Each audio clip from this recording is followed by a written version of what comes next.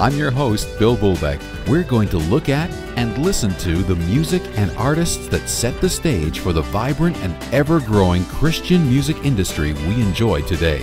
Look at a man who, during his time with us, towered over his contemporaries and was a profound influence not only in the world of gospel music, but secular music as well. His work as an arranger and composer forever altered the way many gospel standards were performed. Gone were the slow, almost melancholy sounds, replaced by an up-tempo rocking lilt and a heretofore unheard-of complexity and drive.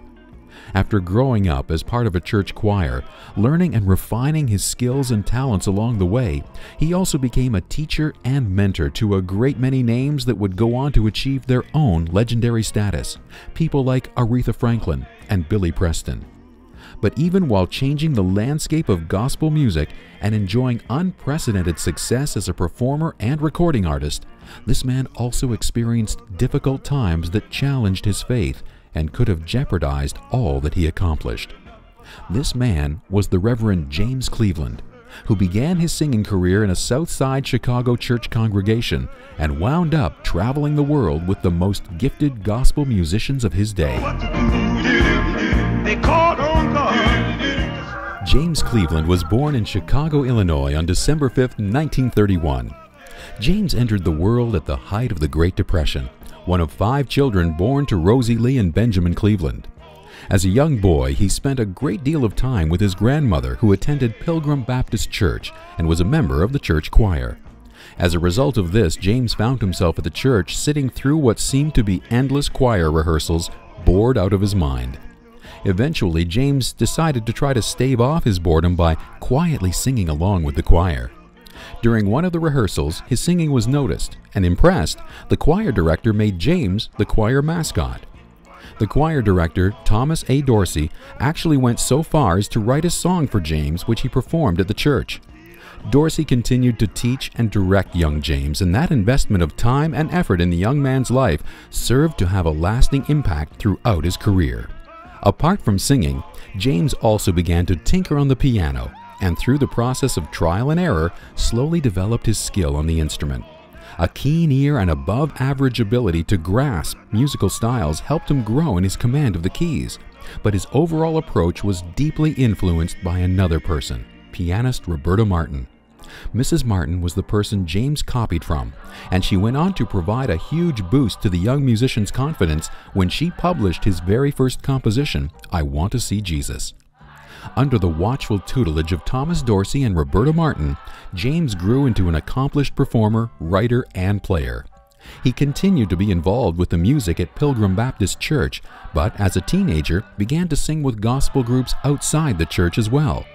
Unfortunately, or maybe fortunately when one looks back, he severely strained his voice while singing with these groups, which damaged his vocal cords and resulted in the gravelly sound that would eventually become his trademark. Because of this, he spent more time focusing on the piano and musical arrangements. Before his 20th birthday, James left Chicago and moved to New York, where he became minister of music at Faith Temple, pastored by Bishop A.A. Childs.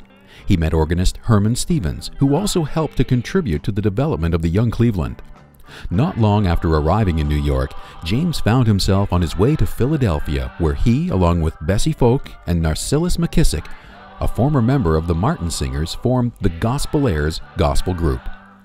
Although the Gospelaires didn't last very long, they became very popular in and around Philadelphia. Cleveland continued his association with Roberta Martin, and was even hired by Martin for a time as a composer and arranger after the group broke up.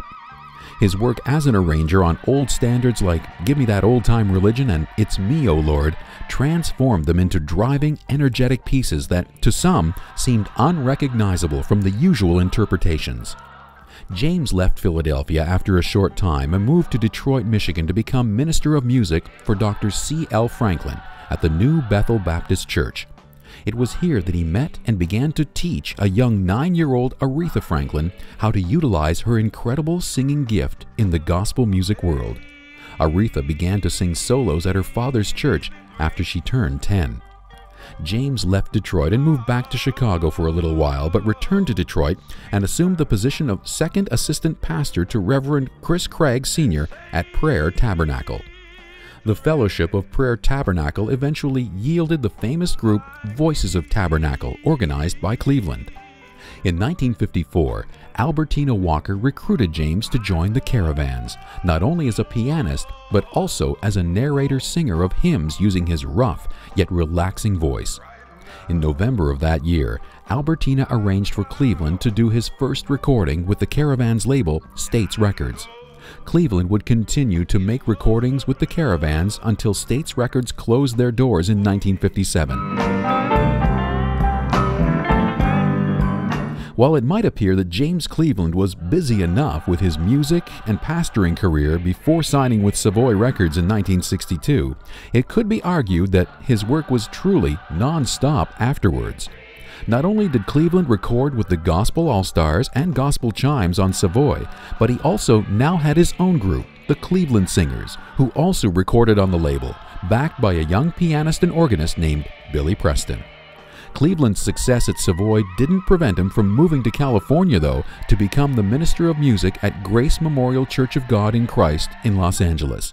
It was during this time that the Savoy recording deal was about to come to an end, and James needed to complete one more recording to fulfill that contract. A bit frustrated by what he considered the lack of polished backup singers in the area, he contacted friend Reverend Lawrence Roberts of First Baptist Church in Nutley, New Jersey. James wanted to use Roberts' angelic choir to sing on his final recording session.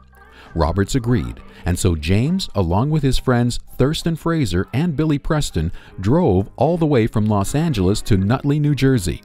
The resulting album, recorded in 1962, was called This Sunday in Person, featuring James Cleveland and the Angelic Choir under the direction of Thurston Fraser and Reverend Lawrence Roberts, featuring Billy Preston on organ. It was the first ever live gospel recording session. When released, Savoy had a massive hit on their hands. The label hurried to re-sign Cleveland to another contract and urged him to record another live gospel album. The second album with Cleveland and the Angelic Choir, labeled Volume 2, was an even bigger seller, propelled by the hit version of How Great Thou Art. With an audience eager for more, Cleveland and company recorded a third album, Volume 3, entitled Peace Be Still. Released in 1963, Peace Be Still became the first gospel album to sell over 50,000 copies and eventually sold over 800,000 copies, an astonishing number considering there was no mainstream promotion of the disc. Following the phenomenal success of the album Peace Be Still, James found himself on the road once again with his group, the James Cleveland Singers, featuring Odessa McCassell, Georgina White, and Eugene Bryant, along with Billy Preston on organ. 1964 brought a few changes to the group, with the loss of Eugene Bryant and the additions of Roger Roberts and Gene Bialy. In 1965, the James Cleveland Singers were traveling extensively, not only throughout the United States, but abroad as well. They had added Clyde Brown and Charles Barnett to the group, and it was this ensemble that produced a number of memorable recordings, including Heaven That Will Be Good Enough for Me, Two Wings, and The Lord Blessed Me Right Now. The James Cleveland Singers, populated by various personnel, continued to perform through the 1970s, 80s, and into 1990. The man from whom the group got its name continued to work with numerous other artists as well.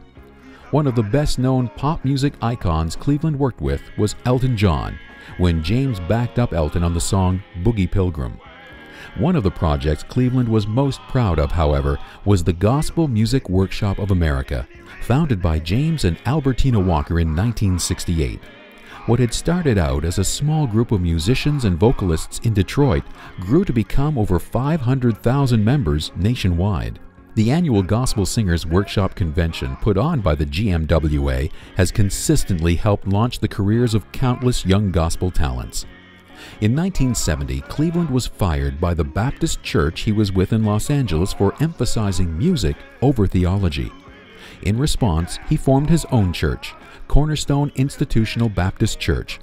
The choir at his previous church, incensed over his release, followed him to the new church, along with a large number of the congregation.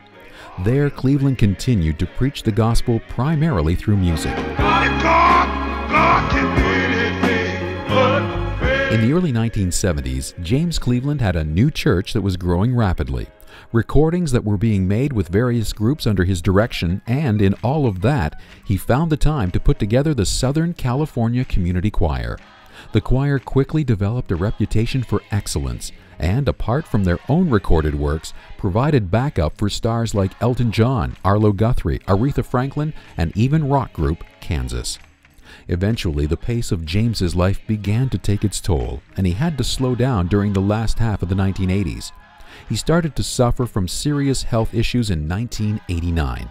Severe respiratory problems saw him hospitalized for a time, and he was unable to perform at his own tribute in October of 1990 due to a tracheotomy. Finally, on February 9, 1991, James Cleveland passed away from respiratory disease and heart failure. Although a bachelor, he was survived by a daughter, LaShawn, whose mother was alleged to be Jean Irvin, a member of the choir at Cornerstone Institutional Baptist Church. And although Reverend Cleveland was never reported as speaking of it himself, there were some who raised the question of his sexual orientation. During his lifetime, James Cleveland was the recipient of accolades and awards almost too numerous to mention. 5 Grammy Awards, the last of which was given posthumously with the Southern California Community Choir for their Savoy Records album entitled Having Church. Cleveland was also awarded an honorary doctorate degree from Trinity Bible College, and was the first gospel singer to get a star on the Hollywood Walk of Fame. A towering figure in the world of gospel music, the shadow of James Cleveland continues to loom large across the gospel landscape, and rightly so.